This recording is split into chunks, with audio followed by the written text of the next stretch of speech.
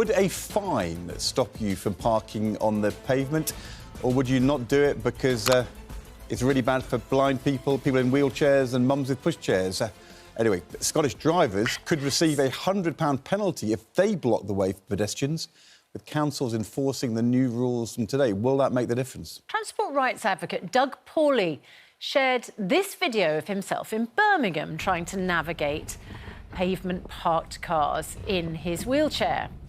So in Scotland, they've decided to fine motorists who park on the pavement, and it's the only part of the UK which is going to do so. So let's speak now to blind disability rights campaigner Dr. Amit Patel and lawyer Paul Britton. Very good morning to you. So, Dr. Amit Patel, you lost a significant proportion of your sight around 11 years ago. Yeah, completely blind now. You're completely blind? Yeah, so literally lost my sight overnight.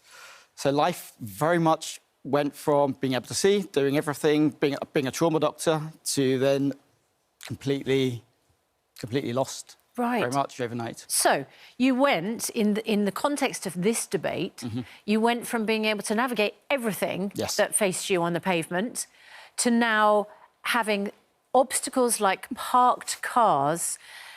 How does that make it difficult? Beyond the obvious, how does it make it difficult for you? Well, do you know, for me, pavements should be a safe place. Yeah. It shouldn't be somewhere where I have to navigate around parked cars or dustbins or litter bins or anything.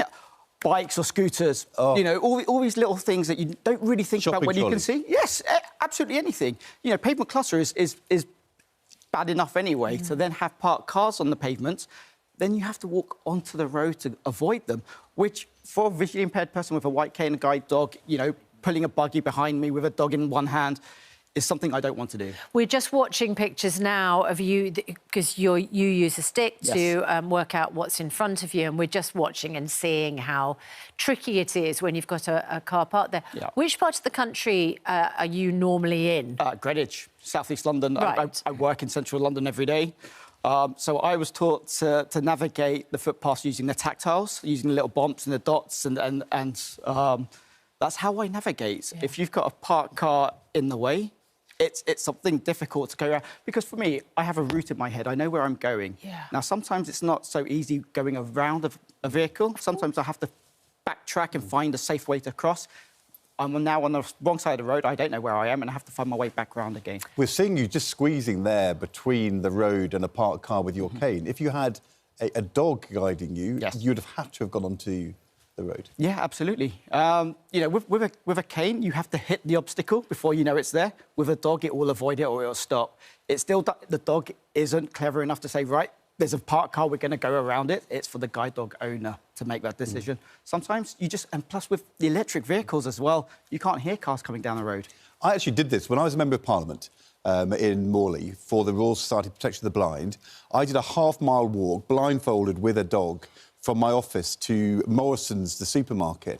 And it was a nightmare because of parked cars on the pavement and stray shopping trolleys. And until it's happened to you in life, which happened to me because it was like, you know, we invented it just for a one-off, you have no idea how incredibly difficult it is to have a car parked onto the pavement. I just wonder, is that something you ever experienced? No, I mean, As a lawyer, and as any lawyer would be able to do, there are two sides to every argument. And the picture that's painted is a very good one and an accurate one. But we can't favour one group at the cost of another.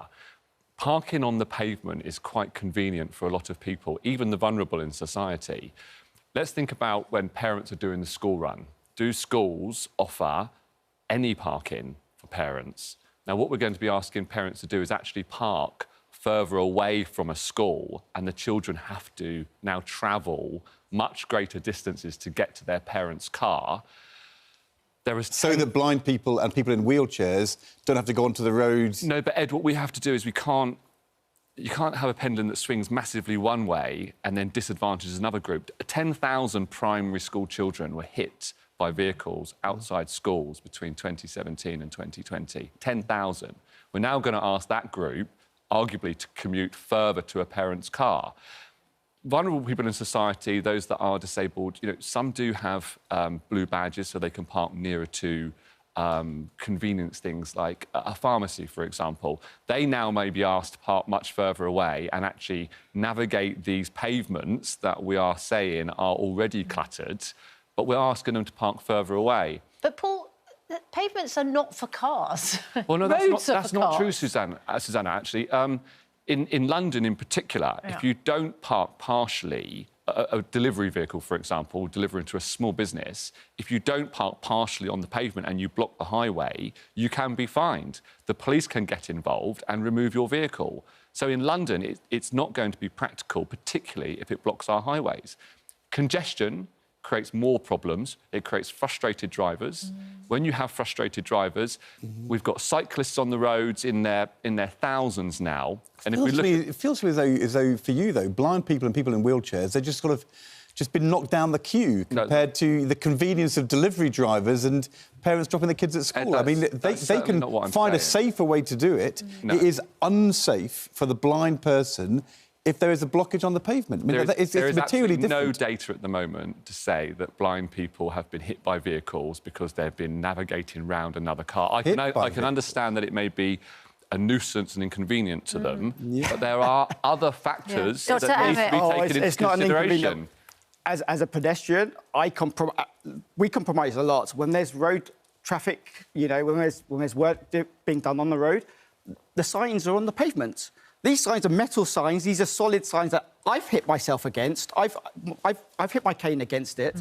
We compromise enough as pedestrians. Pedestrians need to be safe on the pavement. You must agree that we can't have highways that are blocked. Oh, no, I completely agree. I know the infrastructure isn't there. We can't have a blanket ban, and I completely understand that. There's areas that cars have to park on the pavement. But we, as a society, need to make sure that we are safe when we walk out. The last thing I want to think about when I leave my house is, am I going to be safe? But Amit is fining people £100 the right way, because the rich, it's not a lot of money. No, absolutely. So at a time of a cost of living crisis, what you're saying is for the most poor and vulnerable in society, if they have to make a run, this is the argument for everything. Yeah. I'm not putting a tax on any drivers. We have a car. But my wife would never park on the pavement. She would never do that. My wife walks down to the train station on a bin day and moves all the bins to the side. But your wife isn't visually impaired? No. But she's seen the reality of Amit's life. My wife isn't visually impaired, but it's those selfish drivers who decide to park on the pavement because they want to pop into a shop for 5 minutes. But not all of these drivers are the selfish drivers. Some of them are doing it out of necessity. Yes, and I completely understand that. And the consequences are the same, aren't they? Look, I think also, as a parent, you know, when I had young children, I think it's a real hazard if a car is parked on the pavement because it restricts the amount of space that children have as well. Look, Scotland have decided to go their own way with this. They're the only nation in the UK which has decided to actually ban it. There's going to be a £100 fine. That is good news to you, Dr. Amit, isn't it? It is, but I completely understand that if you live on a road that's got a small road on it and you have to park on it, there's nothing you can really do about that. Well, except there are, you know, I live in London, obviously, that there are areas where the council has put lines on the pavement to create parking spaces and presumably has assessed that you have enough pavement left to properly navigate. And Paul, even if you don't like the idea of fines, isn't it quite a good thing for us to have a discussion about things we can choose to do, which are more thoughtful for people who are... Education is definitely the way forward, and actually bringing the spotlight onto this issue is admirable. Paul and Dr. Amit Patel, thank you very much indeed. Good to talk to you both this morning.